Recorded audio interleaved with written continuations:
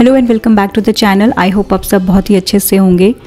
अहमदाबाद से लुधियाना आने के बाद यहाँ हम सबसे पहले हिमाचल प्रदेश में चिंतपूर्णी माता के यहाँ दर्शन करने के लिए गए थे और ये बहुत बड़ा डिसीजन था हमारे लिए, एक दूसरी कंट्री में शिफ्ट होना, माइग्रेट होने का। प्रेयर्स और ब्लेसिंग्स हमेशा ही हेल्पफुल होती हैं, ज़रूरी होती हैं कोई भी लाइफ में बड़ा काम करने से पहले, और ये एक तरीका है हमारा भगवान के प्रति ग्रेटफुल होने का, उनको शुक्रिया अदा करने का। माता रानी की कृपा हमेशा ही रही है और हम हमारी फैमिली में, चाहे वो हमारी शादी हो या एंजल का होना हो, हम ज़रूर इस मंदिर में दर्शनों के लिए आए हैं। और ये कोई मेरा पहला विजिट नहीं था, इससे पहले भी हम चिंतपूर्णी माता, ज्वाला माता, नैना देवी, वैष्णो देवी माता हम लोग दर्शनों के लिए गए हैं। यहाँ दर्शनों के बाद हमने अरदास और हवन भी किया और एक और फैमिली हमारे साथ आई थी यहाँ मंदिर में, और इन्हें हम देवा जी के नाम से बुलाते हैं और इनका आज बर्थडे भी था।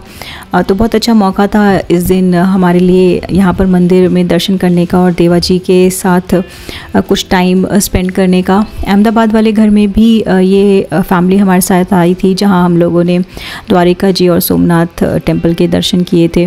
मंदिर की थोड़ी दूरी पर ही ये धर्मशाला है और ऑलमोस्ट हर महीने ही मेरे पेरेंट्स भी आते हैं बाकी संगत के साथ, तो वो इसी धर्मशाला में रुकते हैं और देवा जी हमें भी यहाँ लेकर आई थी। कुछ देर हम लोग यहाँ पर रुके और शाम को ही हम लोग वापस आ गए थे लुधियाना।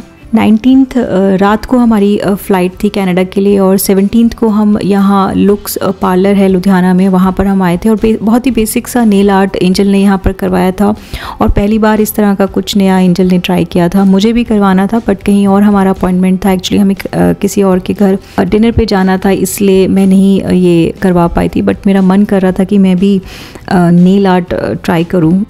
फ़्लाइट हमारी कनाडा के लिए दिल्ली से रात की थी 11:40 की और हम लुधियाने से सुबह 10 बजे के अराउंड निकल पड़े थे। और जब हम दिल्ली में थे तो हमेशा ही बाई रोड ही आए हैं लुधियाना और यहाँ ज़्यादातर रुकते थे खाना खाने के लिए। एंजल का ये फेवरेट रेस्टोरेंट था और बंजी जंपिंग यहाँ पर एंजल ने बहुत की। अभी वो सेटअप मुझे नहीं दिखाई दे रहा था। और अब हम करीब 5-5.5 साल के बाद यहाँ पहली बार आ रहे थे इस रेस्टोरेंट में और एंजल को इसी रेस्टोरेंट का खाना खाना था, तो हम लोग दोपहर में यहीं पर रुके थे लंच करने के लिए।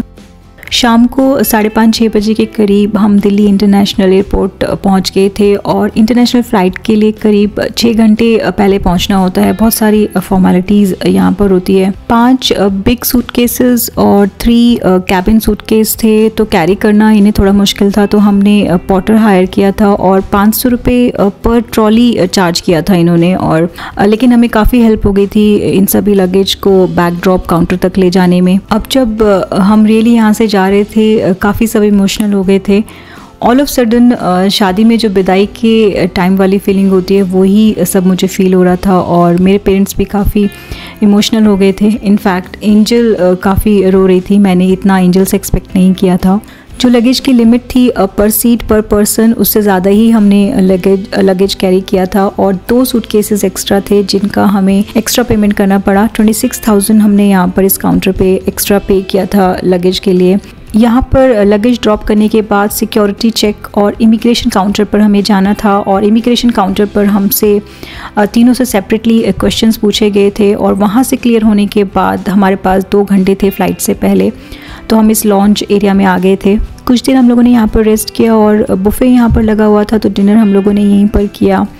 खाना खाने के बाद कुछ देर रेस्ट की, फ़ोन, पावर बैंक्स वगैरह चार्ज किए और इतने में फ़्लाइट भी हमारी अनाउंस हो गई थी। काफ़ी लेट फ़्लाइट हमारी टेक ऑफ हुई दिल्ली से और 16 आवर्स की ये डायरेक्ट फ़्लाइट थी दिल्ली टू टोरंटो, और ये 16 आवर्स हमारे पूरे रात में ही निकले हैं।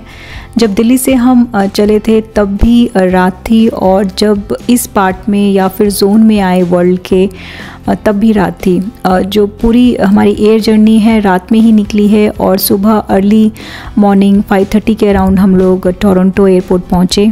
म्यूज़िक सुनना हो या फिर टीवी शोज़ या मूवीज़ देखनी हो तो हम अपने पर्सनल स्क्रीन पे देख सकते थे। ब्रेकफास्ट, लंच, डिनर सब हमने रात में ही किया क्योंकि पूरी 16 आवर्स की लंबी जर्नी रात में ही हमने ट्रैवल की है।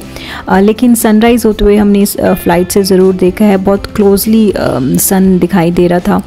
5:30 से ही टोरंटो सिटी दिखनी शुरू हो गई थी और ऊपर से काफ़ी सुंदर ये शहर लग रहा था जैसे जैसे एयरक्राफ्ट ज़मीन के पास आ रहा था तो लेक्स और स्नो ऊपर से साफ दिखाई दे रहे थे। और जिस दिन हम यहाँ लैंड हुए टेम्परेचर था यहाँ का 15 डिग्री सेल्सियस। बहुत ही ज़्यादा ठंड फील हुई हमें इस दिन। लगेज कलेक्ट करने से पहले कुछ लीगल फॉर्मेलिटीज़ हमें यहाँ पर पूरे करने थे।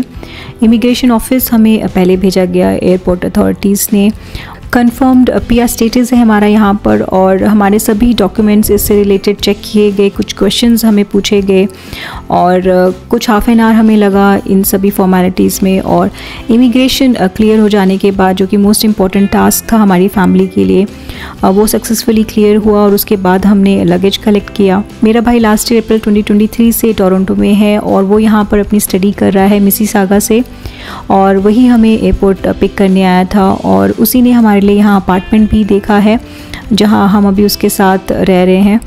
टोटली वेदर और व्यू पूरा चेंज्ड था, सब जगह स्नो ही स्नो थी। और पहले 2 दिन वेदर काफ़ी कोल्ड था, 15 डिग्री सेल्सियस और उससे भी नीचे टेम्परेचर गया था।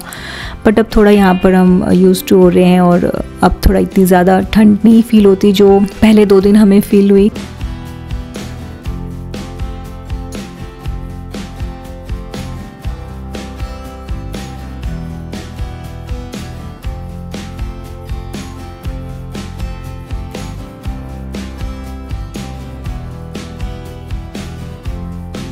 घर आते ही जो ज़रूरी का सामान था वो हम लोगों ने निकाला और फ्रेश होने के बाद खाना खाकर 3 से 4 घंटे हम लोगों ने रेस्ट किया और शाम को ग्रॉसरी शॉपिंग के लिए हम लोग यहाँ पर गए।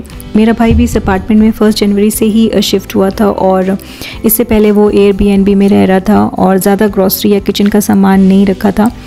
तो जो उस वक्त मुझे समझ में आया, स्पेशली किचन का जो सामान है, बर्तन वगैरह, कुछ तो मैं अपने साथ भी लेकर आई थी बट कुछ और बर्तन मैंने यहाँ से ख़रीदे। डॉलरामा और वॉलमार्ट यहाँ पर काफ़ी पॉपुलर है। डॉलरामा स्टोर है जहाँ पर कोई भी चीज़ का प्राइस $5 से ज़्यादा नहीं है।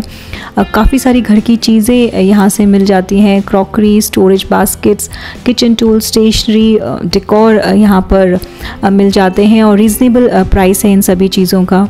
इंडियन स्टोर्स भी है यहाँ पर जहाँ से हम इंडियन ग्रॉसरी या बर्तन ख़रीद सकते हैं, बट थोड़ा सा वहाँ पर ज़्यादा प्राइसी चीज़ें हैं। और जो अभी तक मुझे समझ में आया है, ज़्यादा चीज़ें मैंने वॉलमार्ट और डॉलरामा से ही ख़रीदे हैं। कुछ इंडियन जो यहाँ पर स्टोर्स हैं वहाँ से भी मैंने ख़रीदे हैं, बट मैक्सिमम अभी तक मैंने जो भी घर के लिए चीज़ें ख़रीदी हैं, सामान ख़रीदा है, वो मैंने इन्हीं दोनों स्टोर्स में से ही ख़रीदा है।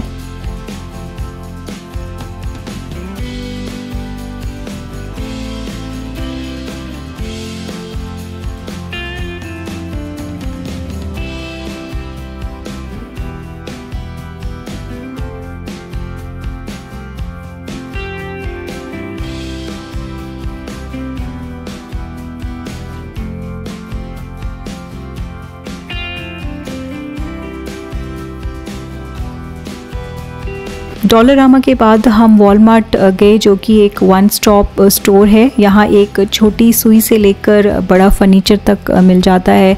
फ्रूट्स, वेजिटेबल्स, ग्रॉसरीज, कपड़े, कॉस्मेटिक, फर्नीचर, मेडिसिन्स, जो भी ज़रूरी हैं घर के लिए वो सब चीज़ें यहाँ पर मिल जाती हैं। यहाँ पर मैंने बर्तनों के अलावा कुछ fruits, vegetables, cleaning products, angel के लिए स्नैक्स, क्रोसॉन, केक वगैरह यहाँ से ख़रीदे। और डिनर हम लोगों ने इस दिन बाहर ही खाया था और कुछ इस तरह से ये पहला दिन हमारा निकला कनाडा में।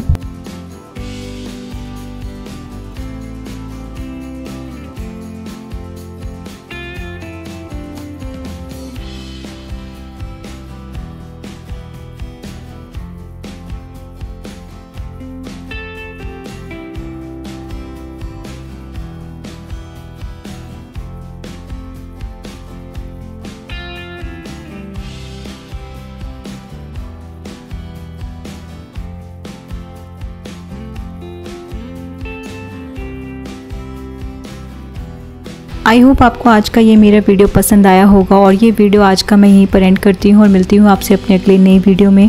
Thank you so much for watching. Thank you.